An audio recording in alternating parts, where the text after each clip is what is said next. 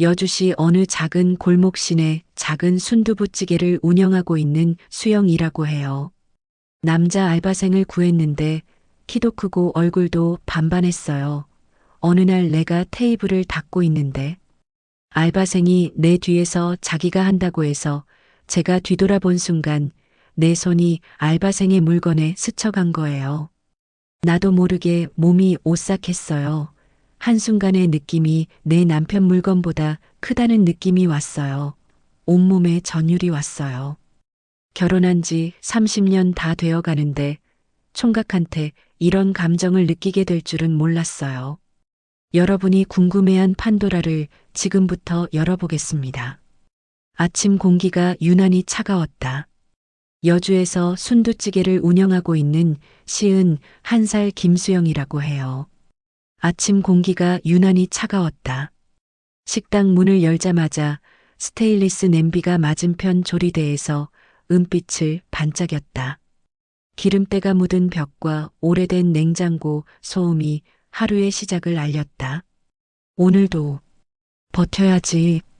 수영은 그렇게 매일 같은 말을 속으로 되뇌었다.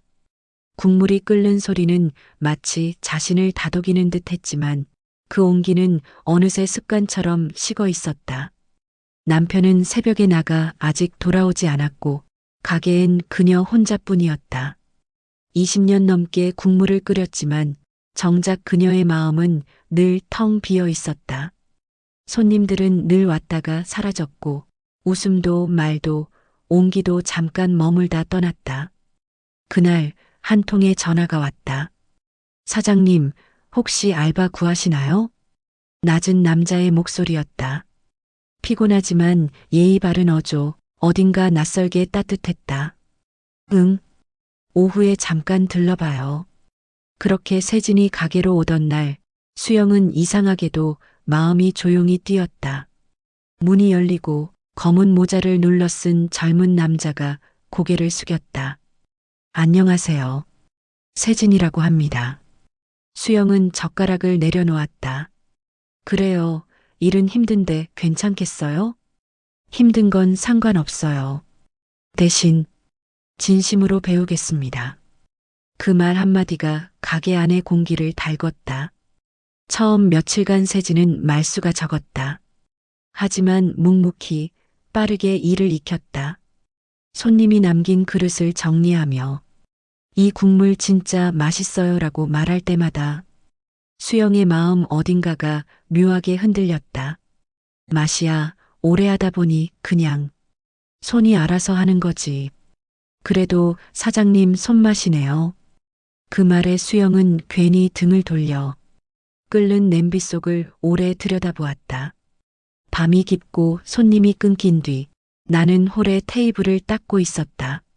세진 씨가 내 옆으로 와서 말을 했다. 사장님, 제가 테이블 닦을게요.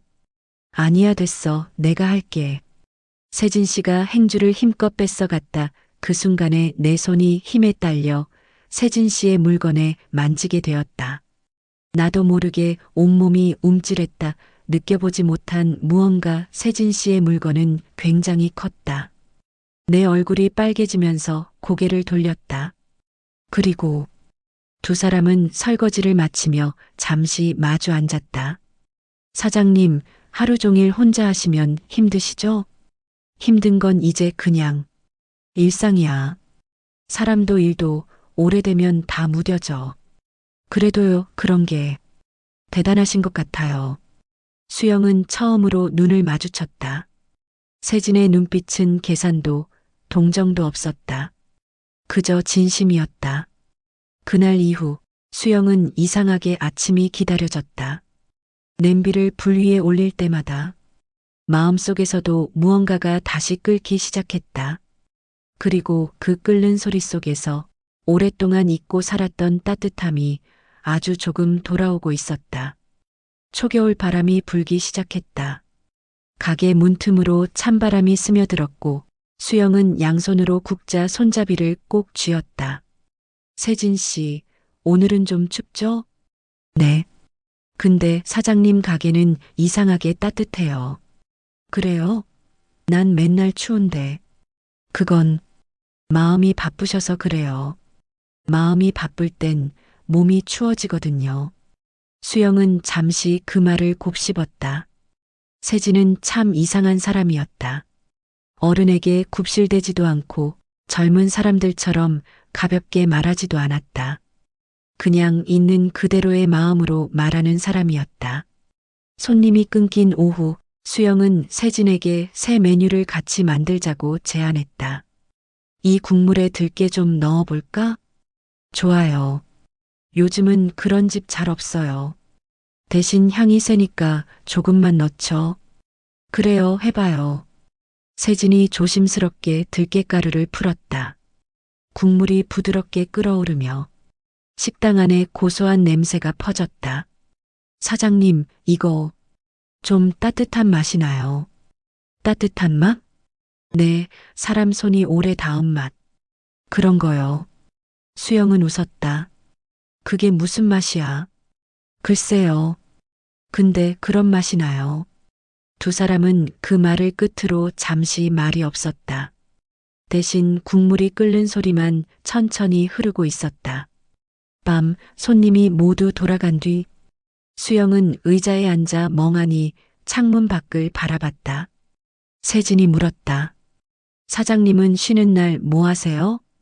쉬는 날? 글쎄, 그냥 청소하지. 쉴 줄 모르겠더라. 저도 그래요. 쉴 때가 제일 불안하니까.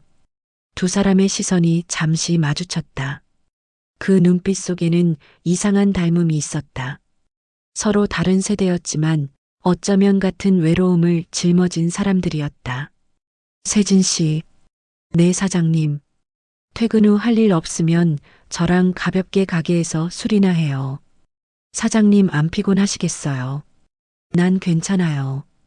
우리 둘이는 소주 한 병이 두 병, 세 병까지 먹게 되었다.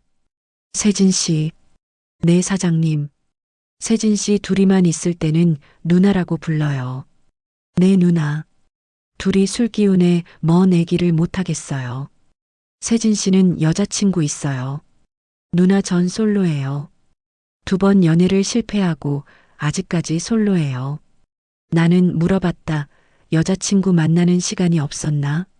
세진 씨는 이렇게 키도 크고 잘생겼는데 여자들이 가만둘 리가 없는데 누나 이런 말해도 돼요. 말해봐. 첫 번째 여자는 내가 너무 오랫동안 관계를 한다는 거고요. 두 번째 여자는 내 물건이 너무 커서 못하겠다는 거예요. 세진 씨는 말을 하면서 표정이 외로워 보였다. 내가 세진 씨 손을 잡고 위로를 해주었다. 근데 갑자기 세진 씨가 안아봐도 되냐며 묻는 거예요. 저 고개 끄덕였죠. 나는 세진 씨 품에 안겼어요. 잠시 후 세진 씨가 기습 뽀뽀를 하는 거예요. 서로는 입속에서 혀를 주고받으며 아주 진하게 키스를 했어요. 갑자기 세진 씨가 절 안고 식당방으로 갔어요. 둘이는 정말 황홀하게 몸을 비비며 깊은 관계를 나눴어요.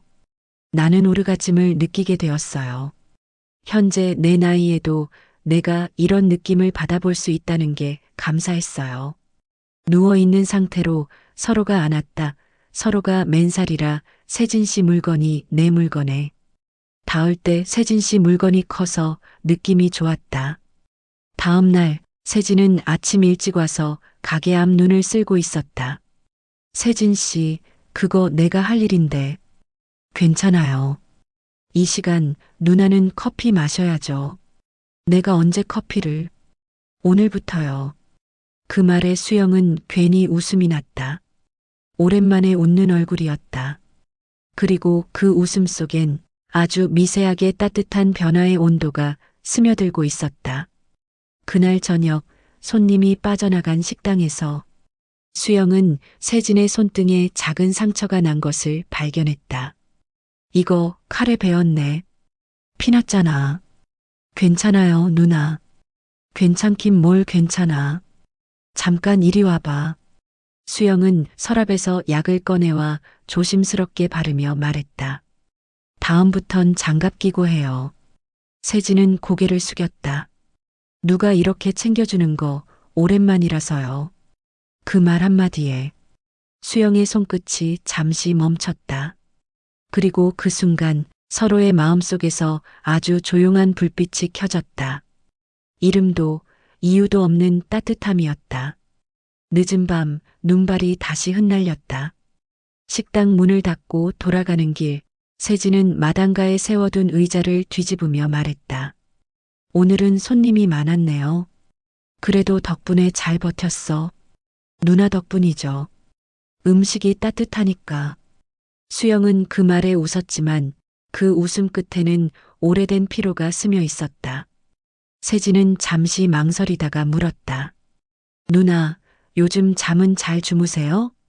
글쎄, 잘 잔다는 게 뭔지도 모르겠어. 눈은 감는데 마음은 계속 깨어 있거든. 저도 그래요. 수영은 고개를 들었다. 세진 씨도 일 마치고 집에 가면 불 켜진 방이 낯설 때가 있어요. 내가 살아있는 건가 싶을 정도로. 수영은 아무 말도 하지 못했다. 마치 누군가 자신의 마음을 대신 말해준 듯 했다. 그날 이후 두 사람은 조금씩 서로의 이야기를 나누기 시작했다. 세진은 어릴 적 아버지를 잃고 홀어머니 밑에서 자랐다고 했다. 그는 일찍부터 일하러 다니며 손에 굳은 살이 박혔다. 그런데요, 이상하게도 지금도 손이 허전하면 불안해요. 뭔가를 계속해야 살 것 같아서. 수영은 천천히 고개를 끄덕였다. 그 마음 알아요. 나도 그래요. 손이 멈추면 생각이 따라오니까. 두 사람은 잠시 말없이 있었다. 그리고 그 침묵 속에 서로의 외로움이 포개졌다. 어느 날 저녁 가게에 손님이 없던 시간. 수영은 갑자기 가스불 앞에서 눈을 감았다. 세진 씨, 혹시 내가 말 안 해도 무슨 생각하는지 알겠어요? 세진은 잠시 생각하다가 말했다. 누군가 보고 싶을 때죠? 수영은 눈을 떴다. 어떻게 알았어요? 그런 눈빛이니까요. 잊은 사람을 생각하는 눈빛. 수영은 조용히 국자를 내려놓았다. 갑자기 아무 말도 없이. 세진은 아무 말도 하지 않았다. 대신 조심스럽게 국물 냄비를 끄고 뒷문을 열었다.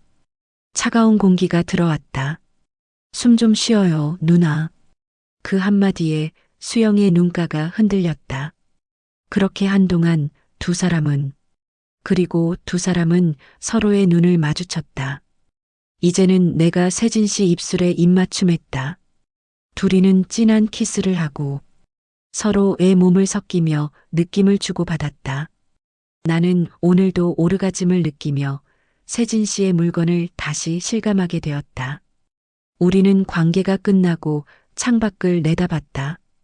별빛이 얼어붙은 듯 맑은 밤이었다. 수영이 말을 했다. 지난 10년이 지났는데 이런 느낌을 모르고 살았다는 게 세진 씨 고마워요. 아니에요, 누나. 저는 누나가 고마워요. 다음 날 세진이 작은 상자를 하나 들고 왔다. 누나, 이거 드리려고요. 이게 뭐예요? 예전에 일하던 목공소에서 만든 나무 숟가락이에요. 누나가 쓰면 뭔가 더 따뜻해질 것 같아서.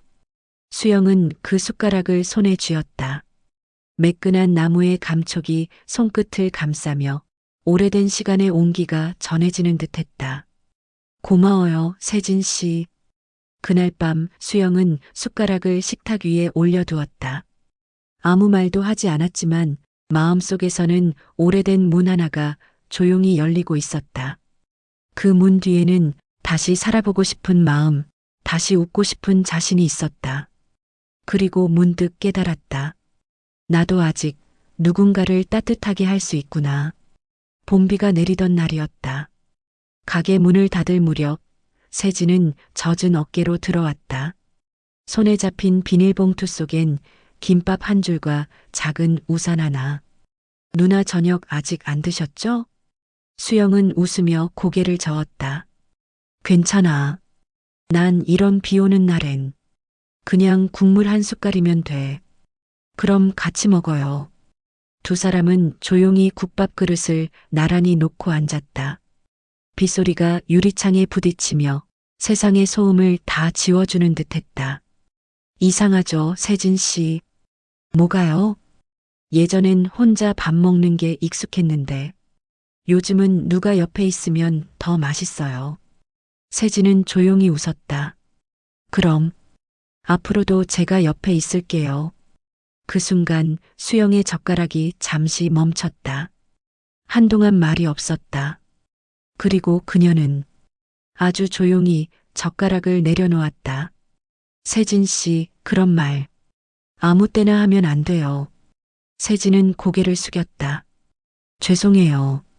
그런 뜻은 아니었는데. 아니에요. 나도 알아요. 그냥 마음이 조금 흔들렸어요. 다음 날부터 수영은 세진을 일부러 덜 보려 했다. 주문을 받는 손님 틈에서도 그의 목소리가 들리면 괜히 고개를 돌렸다. 하지만 이상하게도 그가 없는 시간은 너무 조용했다.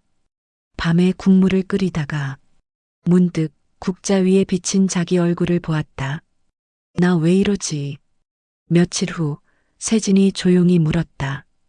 누나, 혹시 제가 불편하게 해드렸나요? 아니야.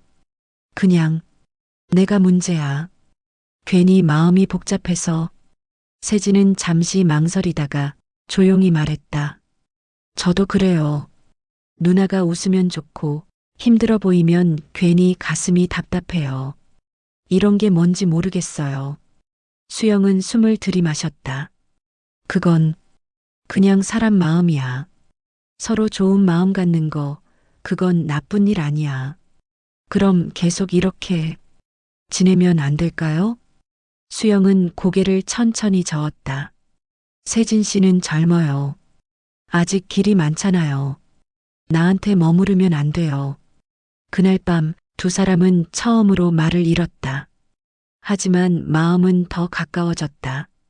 말하지 않아도 서로의 숨소리만으로도 온도가 느껴졌다. 며칠 뒤 세진은 가게에 작은 편지를 두고 나갔다. 사장님, 내일은 잠깐 다른 곳에 다녀와야 합니다. 마음이 너무 복잡해서 생각 좀 정리하고 싶어요. 수영은 그 편지를 오래 쥐고 있었다. 국물은 다 식었고 불도 꺼진 가게 안엔 그녀의 숨소리만 남았다. 그래, 잘했어. 나도 이제 멈춰야지. 하지만 이상하게도 그날 밤은 잠이 오지 않았다. 마음 한쪽이 텅 비어 있었다. 그리고 깨달았다. 세진 씨가 내 일상의 일부였구나. 다음 날 창문에 스며든 햇살이 유난히 따뜻했다. 수영은 오랜만에 립스틱을 꺼냈다. 이제 나도 내 인생 좀 살아야지. 그녀는 국물을 끓이며 조용히 중얼거렸다. 세진 씨, 고마워요. 그리고 그 순간 냄비 속에서 다시 보글보글 소리가 났다. 그건 단순한 끓음이 아니었다. 다시 살아가는 온기였다. 초여름의 햇살이 부드럽게 식당 유리창을 비쳤다. 봄비 대신 매미 소리가 들려오던 어느 날 수영은 평소보다 조금 일찍 가게 문을 열었다. 냄비 속의 국물이 천천히 끓어오르고 김이 오르는 그 순간 문득 그녀는 느꼈다. 이 냄비도 나도 여전히 살아있네. 세진이 떠난 지 2달째. 처음엔 허전했지만 이제는 그 공백이 조금씩 편안해졌다. 가게에는 새로운 알바가 들어왔고 손님들도 여전했다. 하지만 수영은 변해 있었다. 예전엔 무표정하게 내밀던 그릇에 이젠 미소와 짧은 인사를 담았다. 맛있게 드세요. 그 한마디에 손님들이 웃었고 그 웃음이 다시 그녀를 따뜻하게 만들었다. 어느 날 오후 가게 문 앞에 낯익은 그림자가 섰다. 모자를 눌러 쓴 세진이었다. 누나, 오래 걸렸죠? 수영은 젓가락을 쥔 채 멈췄다. 그리고 조용히 웃으며 말했다. 왔구나, 세진 씨. 세진은 그 사이 많이 달라져 있었다. 햇볕에 그을린 얼굴, 하지만 눈빛은 여전히 따뜻했다. 다른 식당에서 조금 일했어요. 보고 싶어서 그냥 들렀어요. 그래요. 잘했어요. 잠시의 침묵 뒤 수영은 국자를 들어 그에게 국물을 떠주었다. 이건 그때보다 더 진해졌어요. 세진이 한 모금 맛보더니 미소 지었다. 맞아요. 국물엔 시간이 들어있네요. 두 사람은 아무 말 없이 국물 한 그릇을 사이에 두고 앉았다. 바람이 문을 흔들며 지나갔지만 그 공기마저 따뜻하게 느껴졌다. 수영이 천천히 말했다. 세진 씨, 나는 이제 혼자 있어도 괜찮아요. 근데 가끔은 같이 밥 먹을 사람 한 명쯤 있으면 좋겠네요. 세진은 조용히 고개를 끄덕였다. 그럼 가끔 와도 돼요? 물론이죠. 언제든 배고플 때. 그날 밤 수영은 불 꺼진 가게 안에서 혼자 테이블을 닦았다. 그리고 문득 세진이 두고 간 나무 숟가락을 손에 쥐었다. 빛바랜 나무결 속에 시간이 새겨져 있었다. 그래, 이제 나도 내 인생을 다시 끓일 거야. 다음 날 아침 해가 떠오르자 수영은 문을 활짝 열었다. 길 건너 슈퍼 아줌마가 손을 흔들었고 학교 가는 아이들이 인사했다. 누나, 오늘도 맛있게 해주세요. 수영은 웃으며 대답했다. 그럼요. 오늘 국물 아주 잘 끓고 있거든요. 냄비에서 다시 보글보글 소리가 났다. 그 소리는 이제 외로움의 울림이 아니라 삶의 리듬이었다. 그녀는 그 앞에서 두 손을 모았다. 조용히 그러나 확실하게 속삭였다. 세진 씨, 고마워요. 당신 덕분에 내 마음도 다시 끓어요.